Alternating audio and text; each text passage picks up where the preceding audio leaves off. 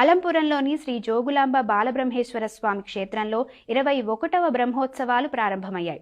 ఉత్సవాల్లో భాగంగా అమ్మవారికి ప్రత్యేక పూజలు నిర్వహిస్తున్నారు. వసంత పంచమి పురస్కరించుకొని అమ్మవారు నిజ రూపంలో భక్తులకు దర్శనమివ్వనుంది. ఏడాదిలో ఒక్కసారి మాత్రమే అమ్మవారి నిజరూప దర్శనం ఉంటుంది. ఆలయ అర్చకులు అమ్మవారికి 1008 కలశాలకు ప్రతిరోజు ఆవాహన పూజలు చేస్తున్నారు. వసంత పంచమి రోజున అమ్మవారిని పంచామృతాలతో అభిషేకిస్తారు.